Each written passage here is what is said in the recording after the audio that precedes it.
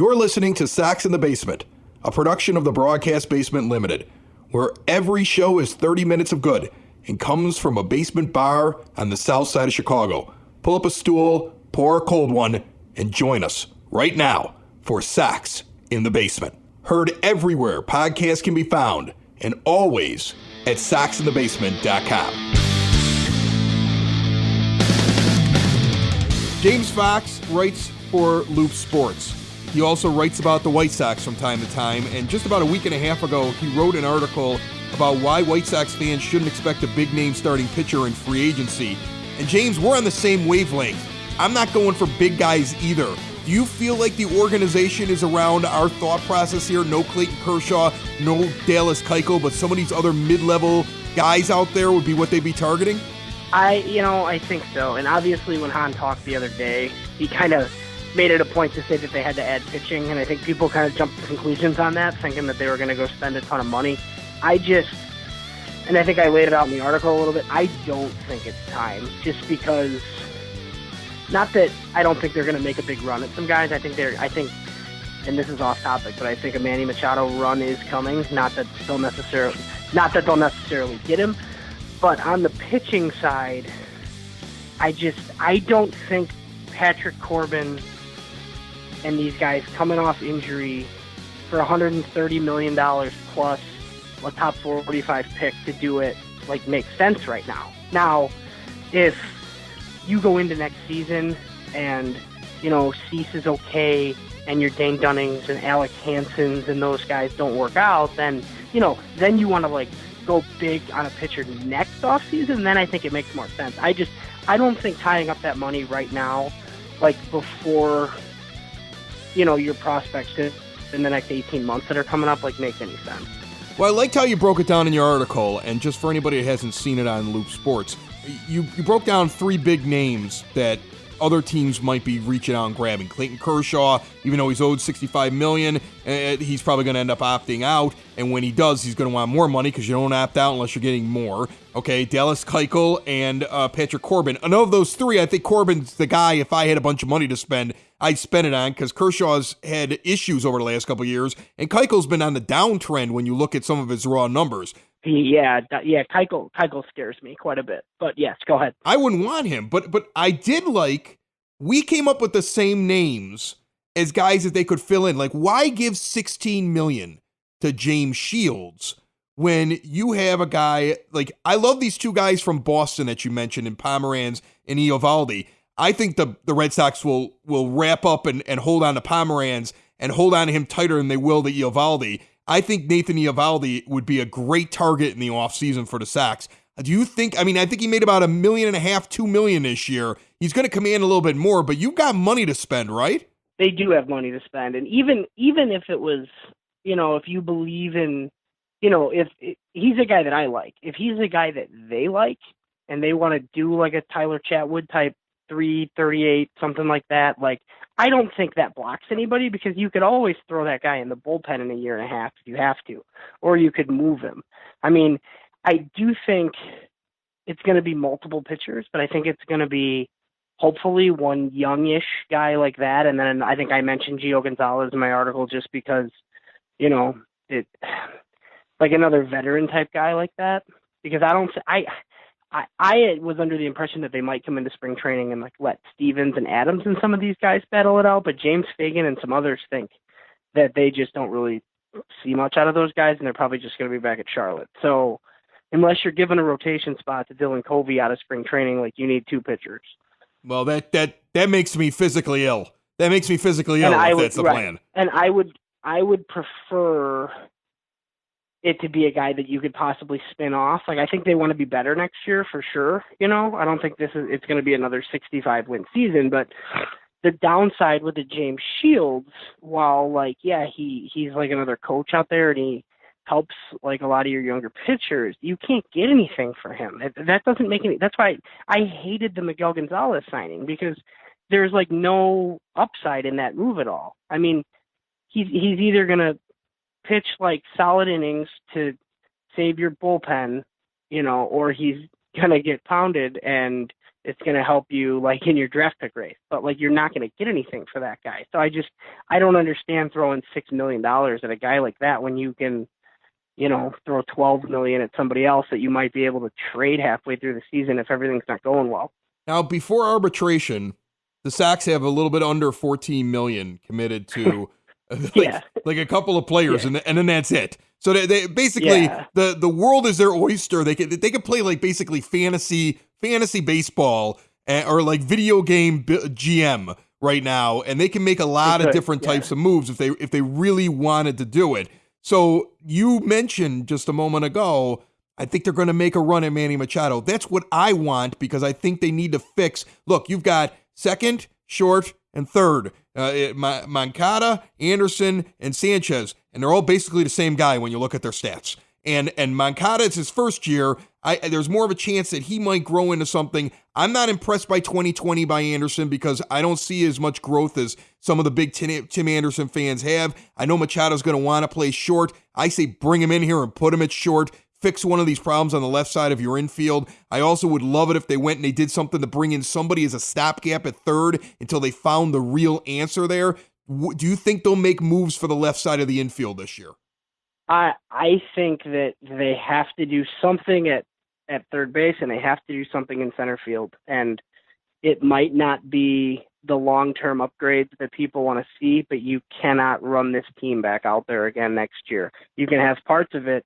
I wrote an article about DH platoon with Daniel Palka and Matt Davidson, because when you break down the numbers, if used properly, which they're not, Matt Davidson put up big-time numbers against left-handed pitching, and Daniel Palka did the opposite.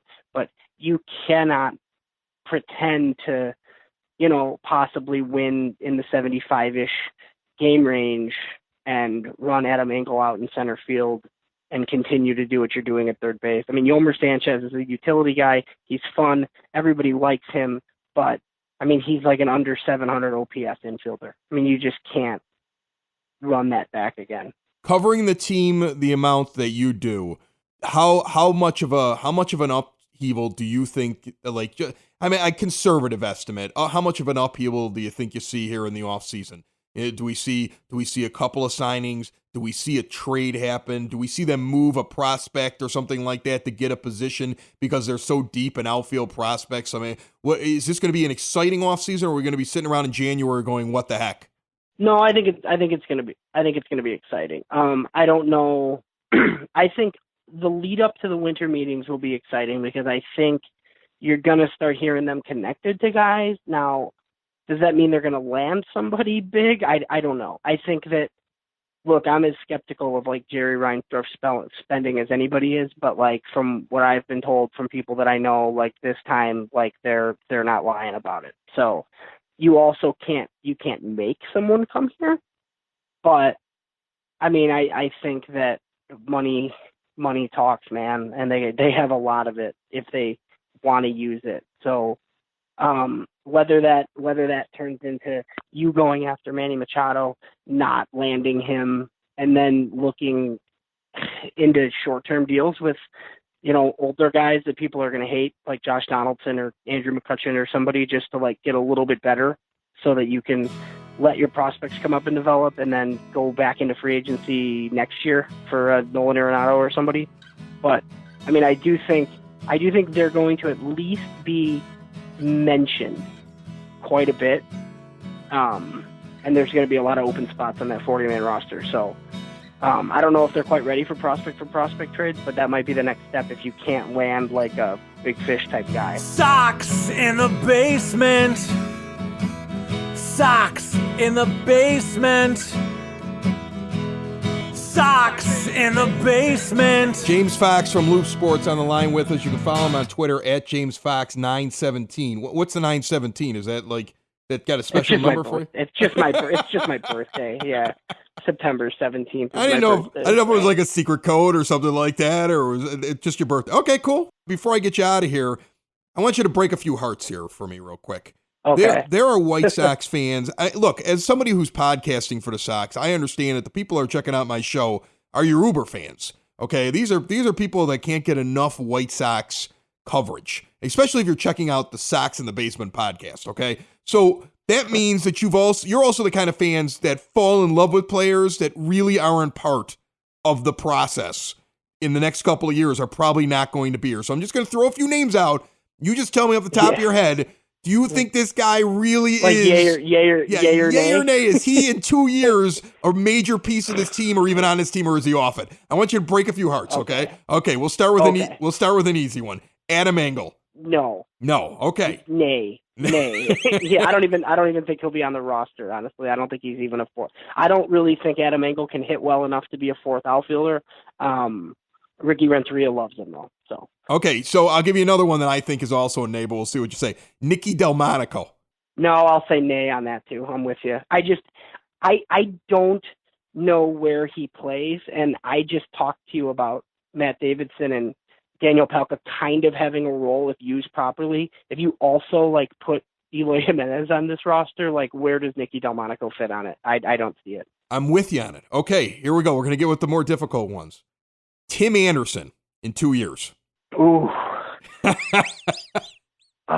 See, here's the thing with Tim is I'm not a huge fan of the low on base percentage type style that he plays, but he was the 17th pick in the first round. He plays, pretty good defense at shortstop, and he's, going to hit 20 or so homers.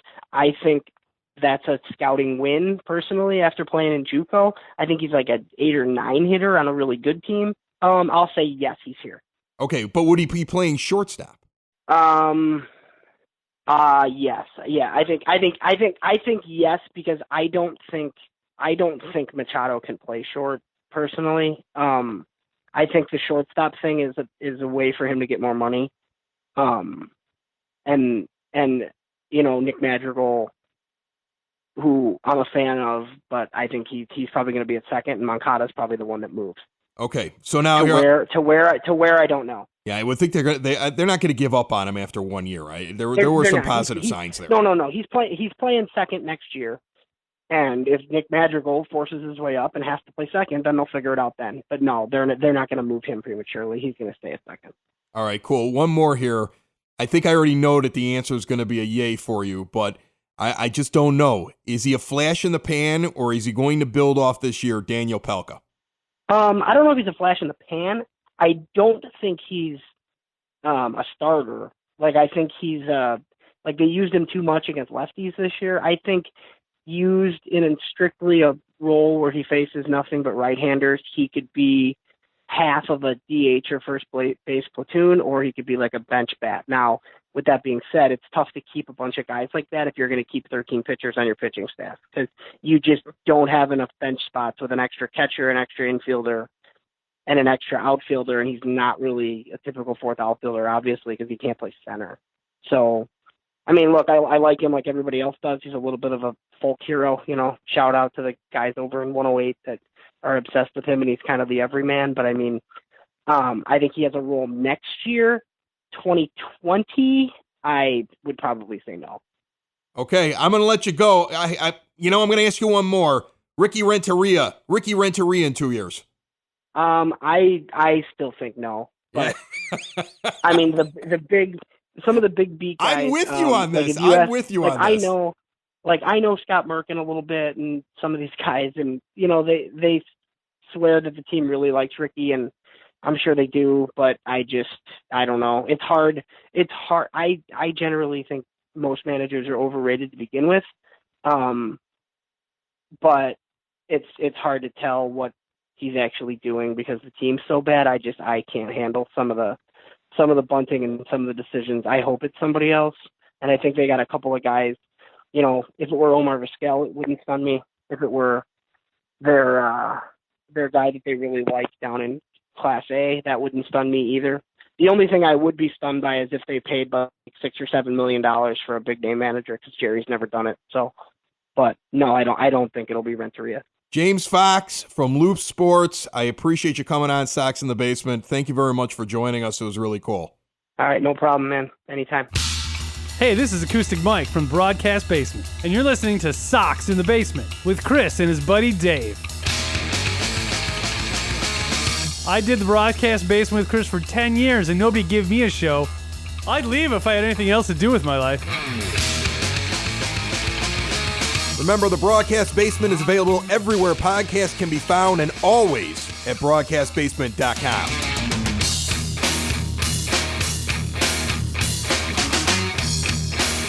That podcast, though, is not for the faint of heart. The Broadcast Basement is literally a ridiculous, outlandish... It's that we say whatever we want to, and we're normally hammered down here at the bar when we're saying it. So it's not for children. It's not for the faint of heart. It's beer, fatherhood, and fun, but it's definitely not for everybody. And if you're easily offended, stay away from it. Now, if you're into that kind of thing, check out the Broadcast Basement. This is more stable. This is fans talking about their favorite team to other fans. For fans, by fans, all about the White Sox, 30 minutes of Sox. It's Sox in the Basement, found everywhere podcasts can be found and always at soxinthebasement.com. Make sure if you have not subscribed to the show through a player that's going to give you an update every once in a while on, hey, there's something new from Sox in the Basement, that you do so. Apple Podcast is great for this. There are a lot of other players that are really good at giving you notifications as well. I know Podbean does it as well. But there are a lot of them out there. If you have one, you like to go, hey, Alexa, play Sox in the Basement. You like to use Spotify, whatever. But you want some kind of subscription because whenever news breaks or big things happen, we're going to cover it at least in a quick blurb before we get to the regular weekly show that comes out every Wednesday. Now, all that said, let's talk about what James Fox talked about from the Loop Sports, because he's shined not only some light on things that I already touched on last week, but he has given me some more ideas. I actually came up with a list of things that I would like the Sox to do. And it's a very conservative, very minor list. It's the starting point. It's the idea that this is what I'd like them to do at a minimum. It's my minimal wish list for the Chicago White Sox. Now, I know they have a low payroll, and we talked about that with James, but they're going to have to pay all these guys that are making the minimum. They have to renew their contracts. So that money's going to get added on the books. They got a few arbitrations. That money's going to get on the books. There's going to be some guys they're going to let go of. I don't think that they're going to tender Leury Garcia. Goodbye, Leury. We will remember you fondly. I don't see why you're going to give that guy anything at this point. It's time to move on and make some changes on this team. You're arbitration eligible, and you aren't somebody that could make a difference this year and really for the next several years. I think they're going to jettison you. I think they're going to give up on you. I think Avisail Garcia may or may not be on the team, but I think they're going to keep him because I think they're going to get a better arbitration number this year because he had such a poor year. 6.7 for 2018. Let's say he gets about 5.5. So I'm giving Abreu his $13 million that he made last year. I'm renewing all the contracts. I'm stuck with Wellington Castillo because he's making $7.25 million in 2019, and I can't see the Sox just throwing that money away. They'll throw away $1 million on a catcher, but they're not going to throw away $7.25 million. That's why Castillo's still hanging around. That's bad money, but they're going to keep him around and justify it for one more year. Then it's $500,000 I got to buy him out for in 2020. So this is his last year with the Sox. Unless somebody needs a veteran catcher and they're like, we can move this money, and they do that. Also, really interesting, I'm saying get rid of Shields and buy him out for $2 million. I'm also saying buy out Nate Jones. I'm done with him. $1.25 million buyout. I'm done. Sorry, Nate. I've moved on from you. Yeah, I don't think you're going to be a part of this when it really goes down. I think we've stuck with you for way too long. You know who else you're paying in 2019? You're paying $1 million still to Jake Peavy in 2019. This was, I was like, really? And then I remembered how his deal was structured, and I was like, we are still paying Jake Peavy. Jake Peavy gets $1 million a year payroll next year. It's a drop in a bucket. What is the difference between my payroll is estimated, what I came up with for them is $91 million. It would have been just $90 million, but I got to give Jake Peavy $1 million. Ridiculous. Rodon is going to be up for arbitration. His half season and his struggles at the end are going to save the Sox, I think, a lot of money. I went with a $7 million arbitration figure. Give or take. He might end up with a couple million extra, but I don't think that's going to break the bank either way. That's where I've got him at. Abreu's getting $13 million again. Otherwise, it's a bunch of guys with league minimums. Yolmer Sanchez, arbitration eligible. He'll get 2.4, and Anderson's got a contract that's giving him 1.4. After that, everybody's getting about $550,000 each, give or take $10,000 here or there, just to have their contract renewed. So now, all that said, Here's what the White Sox will most likely be starting with next year if they go make a couple of moves that James and I just talked about. Another one that we're going to get into it, but there's a few moves there. Let's just see what the Sox do. Your starting rotation, Rodon, Lopez, Giolito, and then, James and I talked about it, 2 pitchers. So, you're going to spend money on Eovaldi, Cahill, maybe Gio Gonzalez, whatever, couple years, couple there, whatever you're going to end up doing. So, I'm saying $7 million you're going to spend on those 2, up to 10. Between $7 and $10 million in payroll that you're going to spend on those 2 pitching spots to get one of these pitchers that has some good sabermetric stats, can come in and be stopgaps, and that you can still move into the bullpen to bolster it later on when some of these guys like Dane Dunning, Dylan Cease, Michael Kopech comes back, and you don't need these guys anymore. They're on your way into your bullpen, and you don't mind paying them that money, okay? So I got Eovaldi and Cahill, for example. Those are my 2 guys because those are the ones that I like the best. I'm giving $30 million a year over 10 years to Manny Machado. I know, some of you think I'm absolutely insane. 26 years old, future Hall of Famer, Manny Machado. I'm with James. I'm actually more against Tim Anderson because I don't see 2020 being enough when your whole left side of your infield needs to be bolstered. You have too many holes. He's right. Anderson would be great as an 8 or 9 hitter on your team, but you need bigger hitters. Manny Machado is going to fix that. I'm not saying Anderson's off the team. In fact, here's what I do with Tim Anderson. I have penciled in my original thing that I came up with before I talked to James Fox from Loop Sports. I came up with Eduardo Escobar, currently finishing out his deal, making about $4 million for the Arizona Diamondbacks, being scooped up. He's 31 years old. Scoop him up and put him out there for a couple of years at third base at about $5 million a year. Now, do something like that or put Anderson at third and spend that money on the center fielder that Fox says that we're going to need because Adam Engel is not going to make this team. And even though Ricky Renteria loves him, he doesn't see Adam Engel really being a part of this team going forward.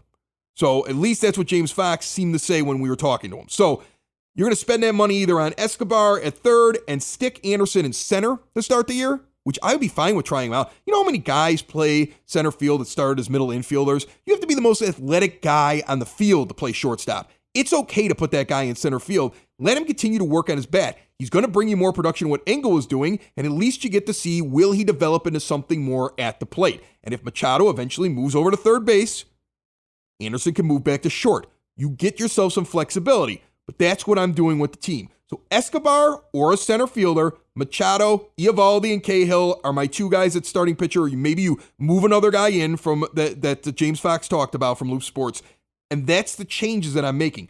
Bullpen-wise, you're going to have plenty of guys that you can either renew the contract of or you can bring them back for the league minimum. But I'm not keeping anybody that I haven't mentioned to this point. Navarez, Abreu, Moncada, Pelka, Garcia, Davidson, Anderson, Sanchez, Castillo, Rodon, Lopez, Giolito. If you are making more than the league minimum or you're not one of those people, I'm not giving you a tender. I'm not offering you a contract. I'm letting you go.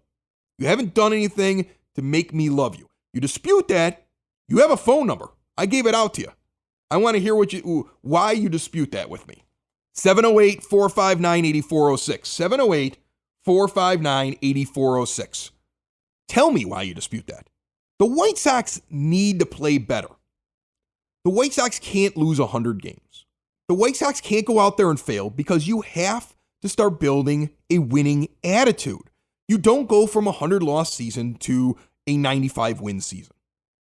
It's just not how baseball works. That happens in miracles and in movies. So now you have to look at this team and say, what do I do to the team? I don't think there's a lot of massive free agents that I would go out and get. And I don't know which low-level guy that I'd be like, oh yeah, I got to get that guy. You know, I mean, that's the guy I got to go out and grab. So I'm just looking at just the basics. Guys are going to come available. There's going to be trade possibilities. But I'd be crazy to sit there and tell you, we're going to trade this guy and this guy for this guy. You can't make up trades. The other team needs to be willing. They have to have something they need. You have to have something you need. Could I see the White Sox? I've said it before. I would not mind the White Sox moving a guy from their major league roster and a prospect that they don't see fitting because there's so many of them in the outfield position, and moving that person to pick up a player to fix another position. I don't know where you would get that player from, though. What would you have to give up to get that player? See, I don't think you want to give up a lot of prospects. I don't think that you want to say, I'm giving up 2 prospects to get myself a third baseman. I'm giving up 2 prospects to get myself an outfielder, when you know you have a center fielder, hopefully in Robert, that's coming, and you don't have an answer at third base yet, but you can at least go out and get a stopgap while you build third base up. And it's interesting what we heard from James Fox at the beginning of this program. Because he sits there and he goes, well, I think the guy that'll end up getting moved is Yoan Moncada. Now, this is not the first time that I've heard that. I heard Steve Stone mention, I don't know how long he'll be playing second base. Now, they're using Nick Madrigal down at short.